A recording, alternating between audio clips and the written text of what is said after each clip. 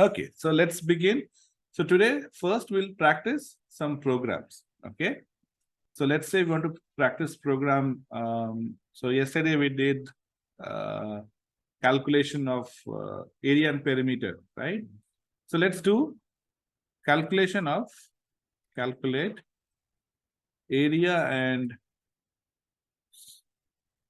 circumference of a circle. Okay, so the area formula is pi r square, right? So you need to define pi value. So pi value is 3.14, right? And then you need to get the area from the user. So I'm going to say, or radius, right? Not the area, but radius. I'll say rad equal to int of input, enter the radius of the circle, right?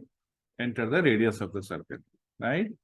And then you can calculate area as pi, right? So pi into r, or what I can do, r square. This is how I can write r square, right? Or r is your rad actually, right? So pi into radius square. And your circum is 2 pi r, 2 into pi into rad. And you can say print f string a circle with radius r has an area and circumference of circle, right? So now when I run it,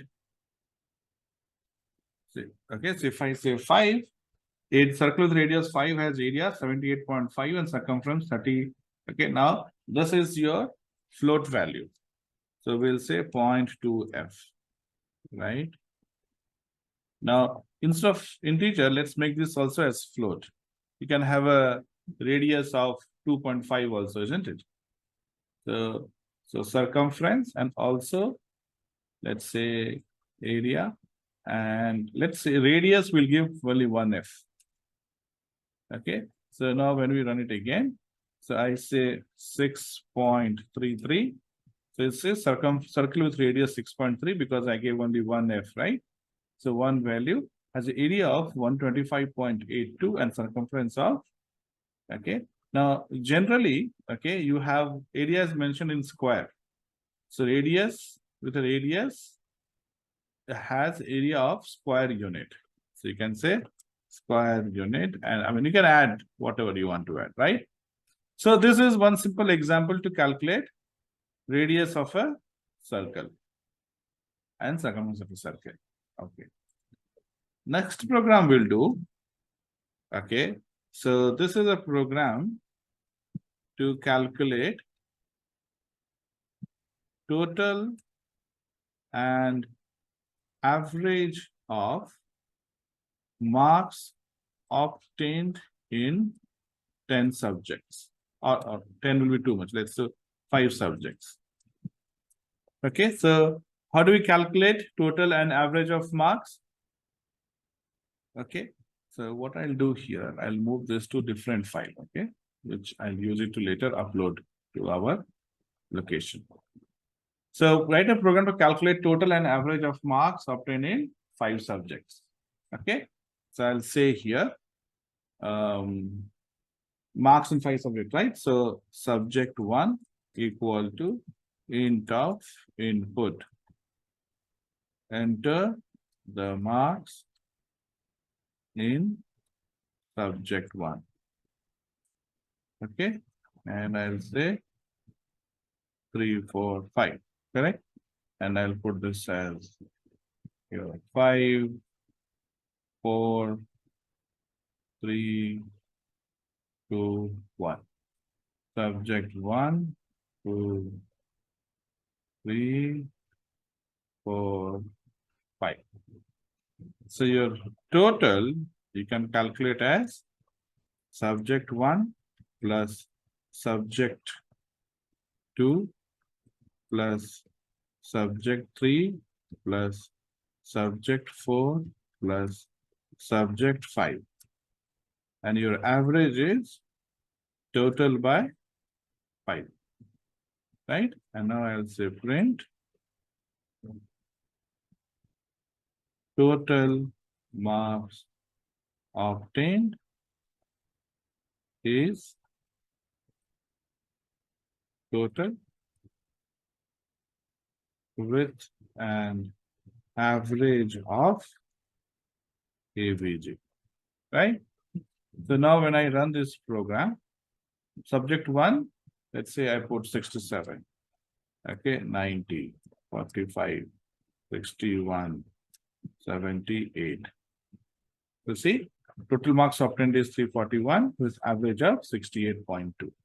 Now here also you can give format and you can give the values, okay, number of format value. Okay, so this is another example. Now let's do one more example and then we will okay, we will move on to next topic. So this example, okay, so we'll say write a program to indicate number of each value of currency note you will pay based on the total demand. Okay, so let me see if I have written it correctly or not. Write a program to indicate number of each value of currency note. Okay, so okay, I will pay based on the total demand. Okay, and the currency note that we have, currency notes available are 500, 100, 50, 20, 10, 5, 2, 1. Okay, so for example, if the total bill comes to 537 rupees, the total bill comes to 537 rupees, then you will pay 501. Correct? Then 100 rupees will you pay? No. 50. You will pay, no, 50 also you will not pay. 37, right? So you will pay 20 rupee. So you will have 20 rupee 1, 10 rupee 1, 30. Then 5 rupees, 7 rupees left, right? 5, 1 and 2, 1. So this is how you will pay. So we will have to calculate this. So you have to take the input and then based on the total value, you have to calculate which currency note will you pay and how many. Okay. So what is the logic here? Let me go to Paint here. So let's say you have X amount. Okay, you have X amount to deal with. Okay. So what you will do, first you will divide with 500. Correct? So if your X is 1250, suppose. So you're dividing 1250 by 500. And then first you will do double integer. What would double integer give you? Double slash? Value, tell me the value here. So this, you're dividing 1250 by 500. What will integer division give you? Integer division will give you, okay, the numerator part. Okay, so 1250 by 500 is 2. So you will get 2 first. That means you have to pay 200 notes of 500. Okay, then What is left? 250. How do you get 250? Dividing will give you 2, no, 2 point something, 2.25. How will you get this part? This is your remainder. So total amount left is now remainder of 500. Okay. So this is how we need to calculate. Then remainder 250 again, you will divide by 100. Okay, double integer will tell you how many 100 you need, and percentage will tell you what is the remaining amount that you have to deal with. Okay, double integer to get the total number of that node, and percentage modulo to calculate what amount is left. Okay, so let's go back to our program. And first what I'll do, I will do say 500, okay, comma 100, comma, oh, we did, okay, 100 we have, right? Yeah, 50, 20. So 50, 20, 10, 5, 5. Because see, variable name cannot start with a number, right? So that's why I'm writing this. So 500, 100, 50, 20, 10, 5, 2, 1. These are my variables. And I'll set it to all 0. Okay. So what happened? You have 1, 2, 3, 4, 5, 6, 7, 8 variables, isn't it? So you have to give 8 zeros, isn't it? So that it takes left to right mapping. Okay, 4 plus 4, 8. Now this is going to work. Okay. So, okay. Now you say total amount. Total amount, we will ask the user. We'll ask the user for total amount, right? So what is total amount? Total amount, we'll ask the user enter. We'll say enter total bill amount, right? So you get total bill amount.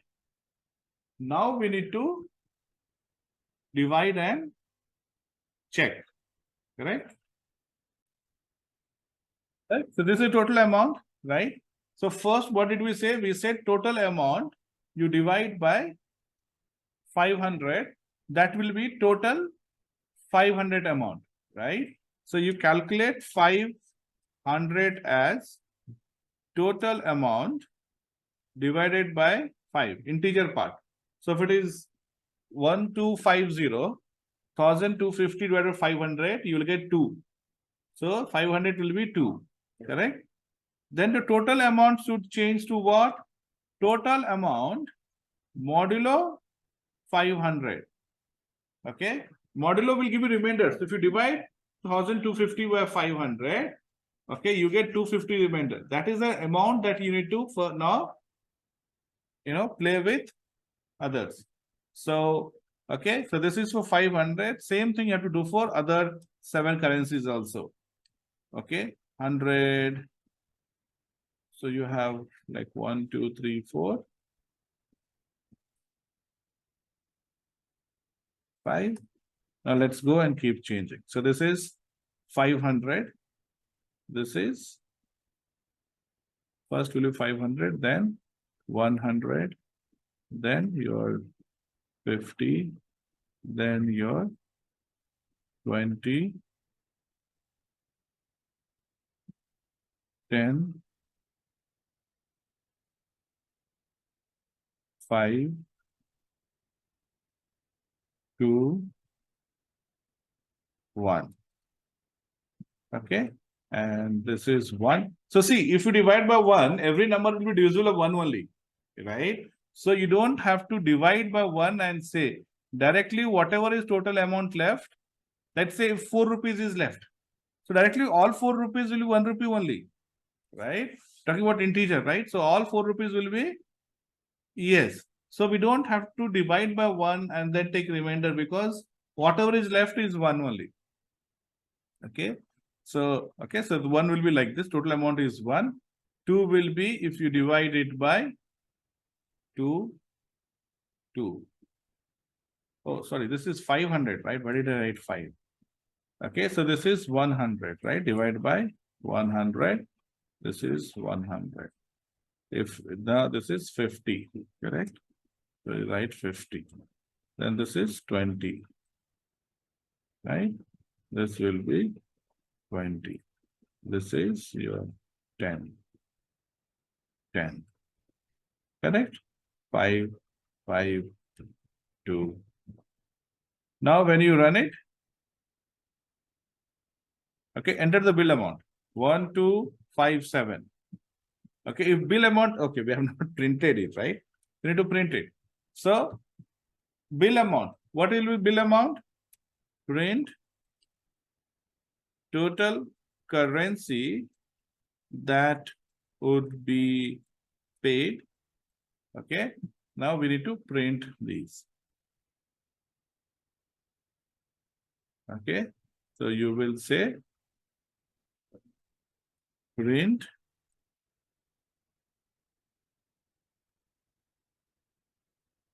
okay 500 equal to this.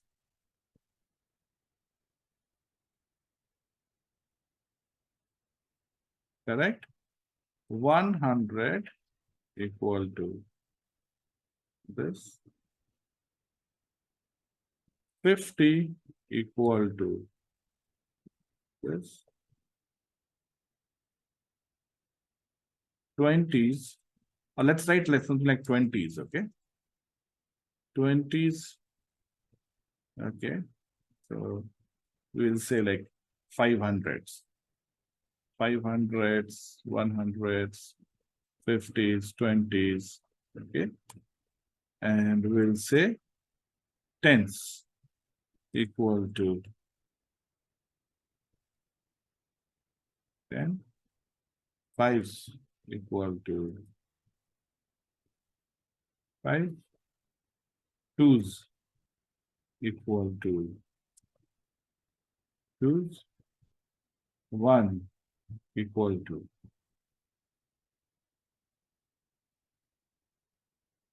ones.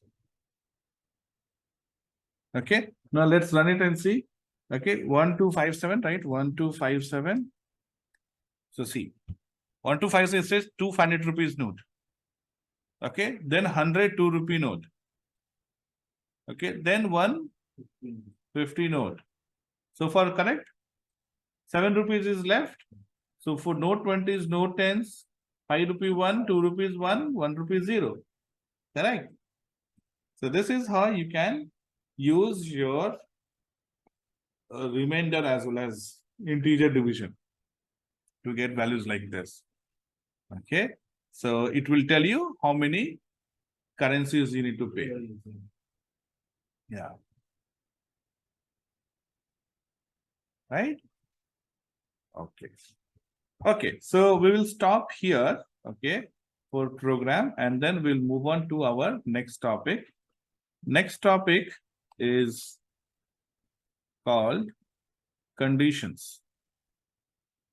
Okay, conditions. Okay, we are not going to the next level. We are going to the next level. What is condition? Okay, now so far, okay, we've been seeing program, okay, with just one concept, one line, right? Okay, and our program was going from one line to another line. Okay, like first line number 1, then line number 2, then line number 3. But sometimes you may not want to go line by line. For example, in the previous example itself, you saw that we wrote this 500, 100, right? And even though 20 rupees was 0, 10 rupees was 0, still we will printing it. We are still printing it, isn't it? So this is not the right way, basically. Because if you are if you're saying 20 rupees 0, better not print it, no 20 rupees 0, right? See, but you have to calculate 20 and we have to check if 20 is greater than 0, only then print. So see, this is a condition here. This is not as straightforward because sometimes 20 rupees will be there, sometimes 20 rupees may not be there. So it is not there, then we have to use it, isn't it? So in this case, it's not there, so we should not print it. So these are the situations where you have to check the condition. Based on that, you have to display the output. Okay, now average we got. Based on average, we want to calculate whether the student has passed or not. Correct? So student has passed or not. So there's a way to, because your program should handle both pass and fail. Your program should handle both pass and fail, but based on average, we have to either say pass or fail. Okay. So at one time, only one part will be required, right? At one time, only one part is required, not both, right? At one time, only one part is required. So that's where we have to use condition. And conditions are used, okay, in Python by using if commands. Okay. So if, okay, command, okay, is used to check for the conditions. Now, for example, I enter num1 equal to 9, let's say. I want to check, okay, if like, let's say you want to talk about number of unit. Okay, you are a shopkeeper and you are at the billing machine and the person who's handling has to enter number of quantities. Okay, now as a user can enter any number, right? Now, so I'll say here, now quantity q equal to int of input, enter the quantity. Okay, now what happens when I run it? Okay, you can enter minus 15 also, correct? But minus 15, or for that matter, even 0, okay, you should not enter, right? You cannot enter minus 15 rupees in the quantity. Otherwise, what will happen? Total will become negative total, right? So you have to make sure that the user does not enter any value less than 1. Minimum it can enter is 1. 0 is also not acceptable. Okay, minus is also not acceptable. It has to be more than 1, more than 0, basically. 1 or more than 1. So, okay, so for example, okay, if I say here print quantity accepted, I say quantity accepted. Okay, enter quantity minus 15, quantity accepted. No, this is wrong, right? It should reject the quantity. If it is 0 or less than 0, it should reject. So we should say quantity rejected.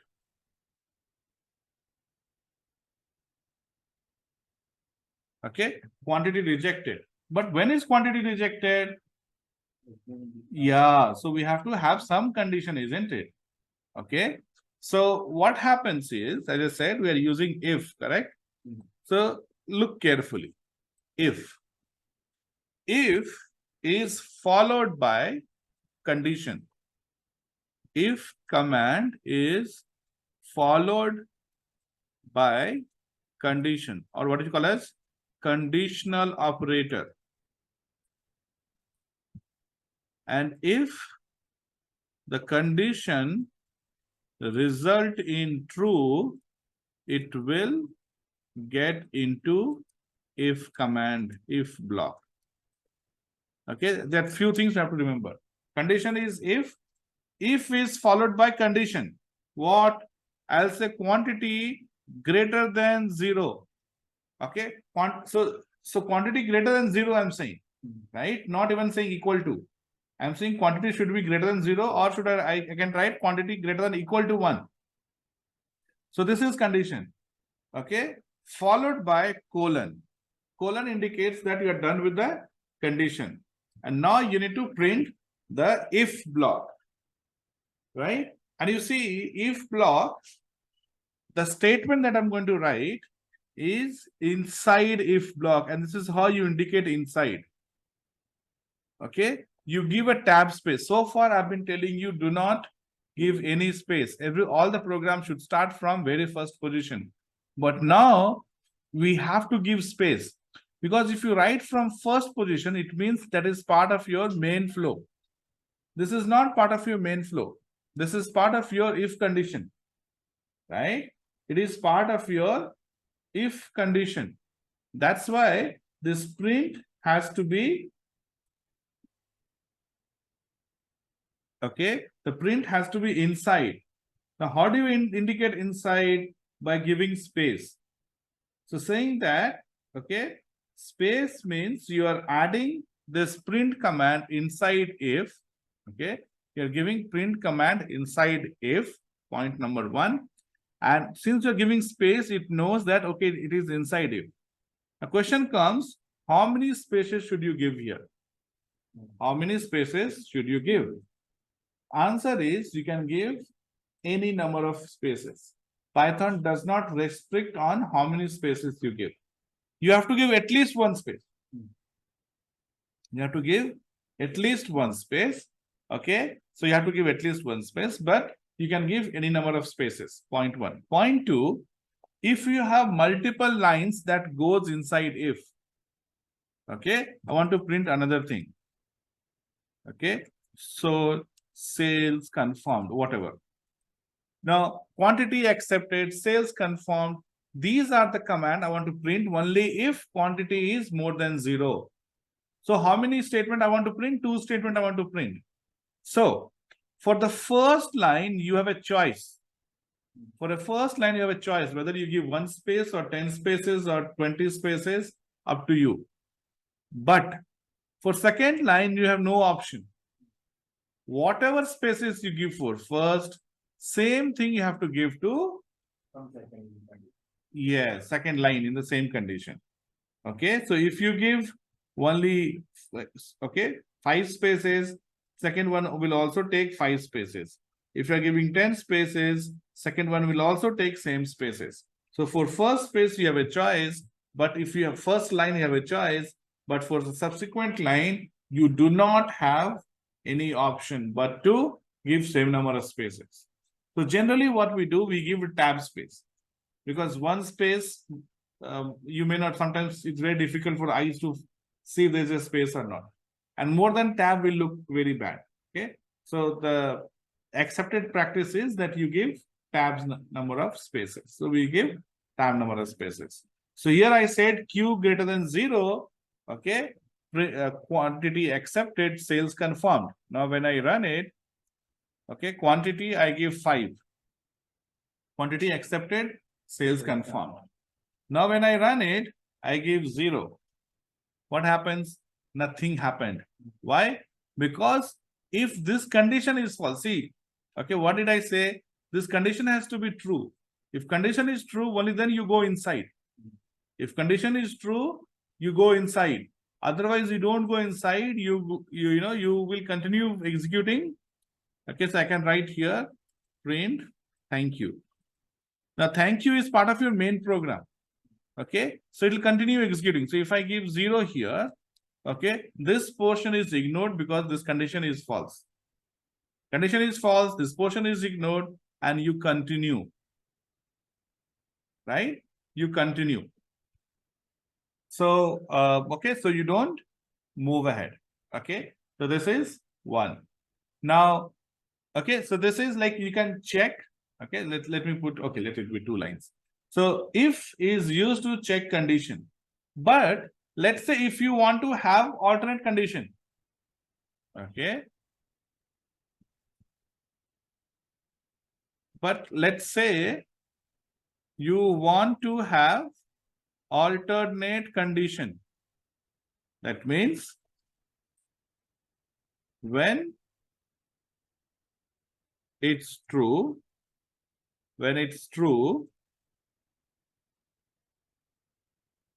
then print true part. And when it's not, then you want to print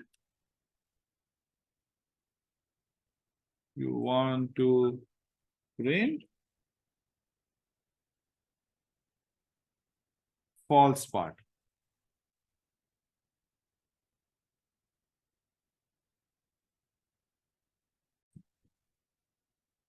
Okay, so saying that if it is true, then print true part. And when it's not, then you want to print false part, isn't it? So how do you print false part? Okay, we just saw how to print true part, but we haven't. Let's say quantity rejected, right? I want to print quantity rejected. Okay, so what I'll do, I will print this first part first. Okay, if quantity greater than 0, yeah, so just to differentiate from here, we will say given quantity accepted. Okay, then you have something called as else. Okay, else you are saying print quantity rejected. So if this is true, then print this, print below, or then go to below, right? If condition is false, then comes here. Okay, so given quantity accepted and quantity rejected. Okay, so now when you run it, if I give 0 here, you see thank you is coming from here and quantity rejected is coming from here because this got failed. Now when I run it and I give 1, you see quantity accepted, sales confirmed coming from first part, thank you is outside. So thank you is printed in either ways. And then given quantity accepted is coming from here. So this is when you have two conditions. Okay, so when you have two conditions, okay, then you print when condition is true, if is true, and else is condition is false. Okay, now what I want you to do is I want you to go back to this program. Okay, I want you to go back to this program. Okay, calculate all of these. Okay, now when you're printing it, I'm printing all of them, right? I want you to write if condition and print only those values if 0 is, it is more than 0. So for example, okay, instead of printing this, I want you to print, okay, if 500 greater than 0, then print 500 equal to 500. Did you understand? I want to print, see right now what we are doing, we are printing all of them. Whether it is 0 or not 0, we are printing. I want you to modify the program, okay, the print part, so that you only print if the value 500 is greater than 0, only then you print 500. Yeah. So that means when it is 1250, then 20, 10, 5, 1, 2 should not be printed. Only 500, 150 should be printed. Whatever is 0 should not be printed. Okay. So just try for next few minutes.